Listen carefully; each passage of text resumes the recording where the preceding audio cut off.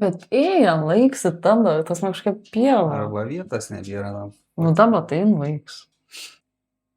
Bet tikrai, bet tai kodėl ne? Na, žodžiu, nebesvarbu. Gal kažkur yra tas.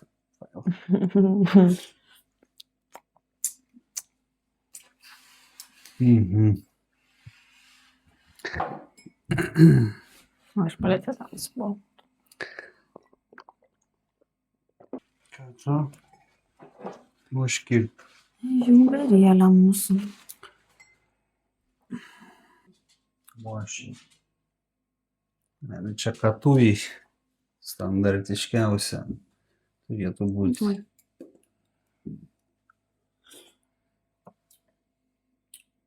Pietų Amerika, Peru, mes tokios panašios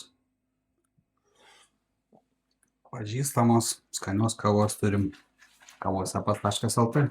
Prašau.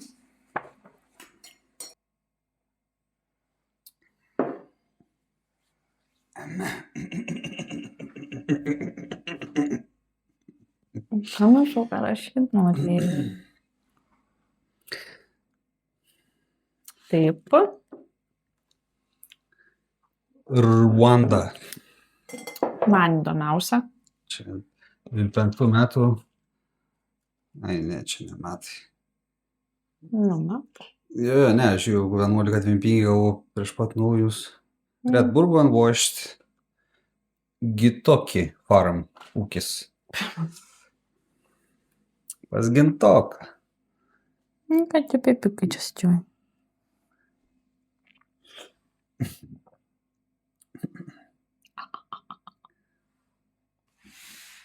Afrika jo visada tokia įdomi. Taip, nebijokit, visas kas aptarsim, ką jaučiam, mes taip nuo pat pirmos savo degustacijos įpratom, kad susirašom, tada susirašo vienas, susirašo kitas, ką jaučiam ir tada aptariam.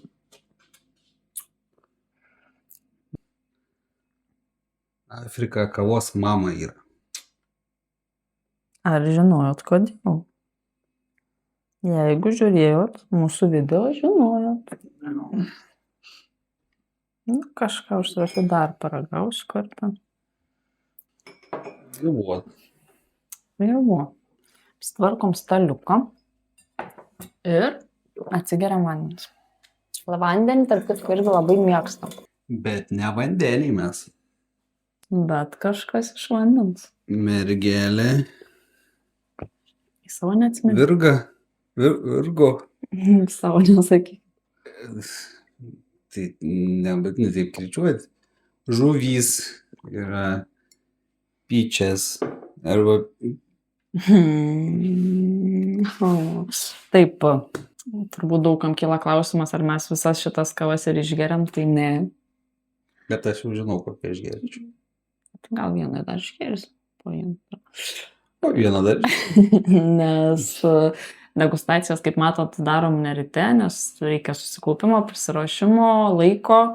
Tai jau būnam ryte atsigėrę kavos, dienos eigoje atsigėrę kavos.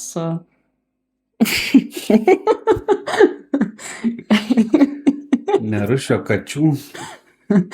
Ir būtų jau šiek tiek per daug tos kavos tenai. Ir kaip Aleksandras tam video, kuris ten nusifilmavo, sakė, kad jau skristumėm į kosmosą, o aš sakiau, kad jau pradėtumėm matyti garsus nuo tokio kofeino kiekio.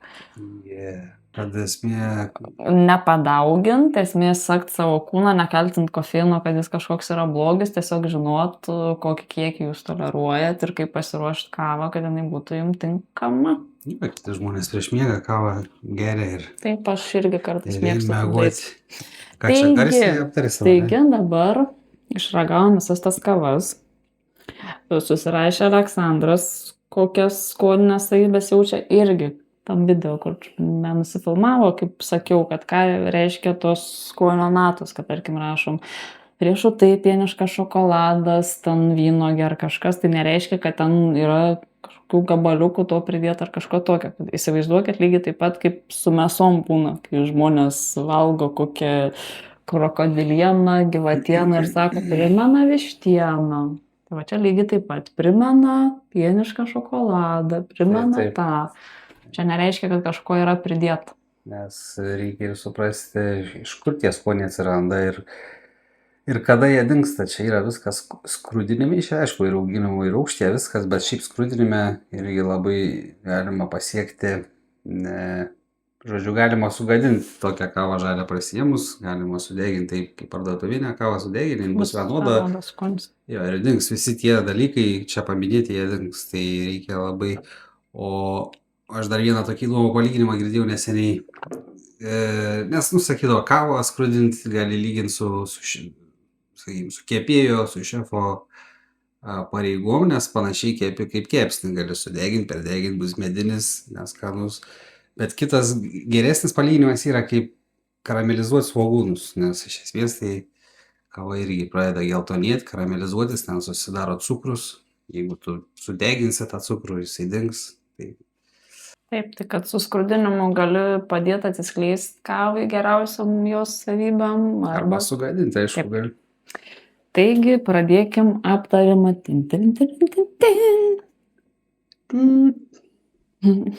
Prisiminiau dar vieną programą. Ne, reiks tokį. Čia yra jau skolinys. Gerbkime išėjusius, žodžiu, žinai. Lyrinis nukrypimas.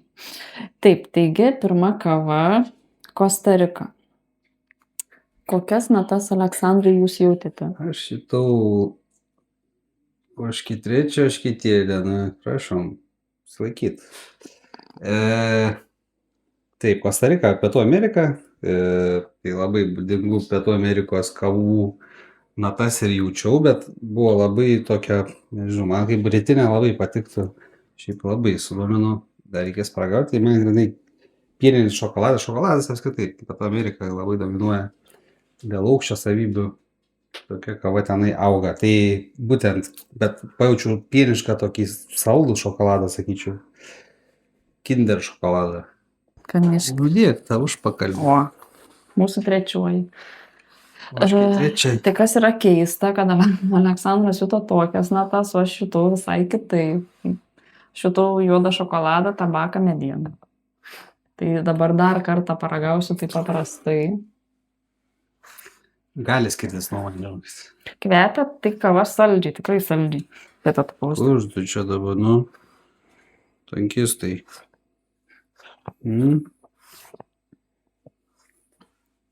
Man vis tiek, yra, saldumo yra. Bet, Jo, tas kartumas, jisai... nėra kartumo, nėra taip, kad... Nes tokie čia būna irgi persisloksniuojantis. Tie skoniai kokia pradžioje ateina ir kokia pabaigoje. Poskonis ir įskonis. Taip pat kaip ir su bet kokiu maistu, kuo vėsesnė, tuo daugiau skonio. Labai riešutai, ta prasme, riešutai, šokoladas, čia klasika. Jinai tokia visiems... Skani kava. Bet kokiam žmogui duoda. Rūgštelės nėra. Jo. 5% čia tokia, nerūgštelė. Dabar kita kava Kolumbija. Tai ką juto Aleksandras? Kmynai ant galo, uogos, vyšnios, obuolys. Teta Edita prisirašė rūgštynės, žalias pomidoras, degintas degtukas. Sierčiuks. Siera, tai vat galvoju irgi gal kaip šviežaus skrudinimo jinai uždaryta, ko gero į tą pakelį buvo. Gali būti CO2. Gali būti dar neišėjęs. Neuliuosiu. Pats tas žydėjimas iš esmės yra CO2 susidarimas paviršiui. Dėl to, sakykime, yra žmonių, kurie nemaišė, užsipliko kava, nemaišė, geria ir tada būna ekstra kartų. CO2, anglies dvideginis yra, sakykime, kartus jos skonis, tai dėl to tą grybą, žydėjimą, žiedą tą. Prižiūrėkit, bet tik kiek aš dar pasižiūrėt, ar tikrai filmuoja.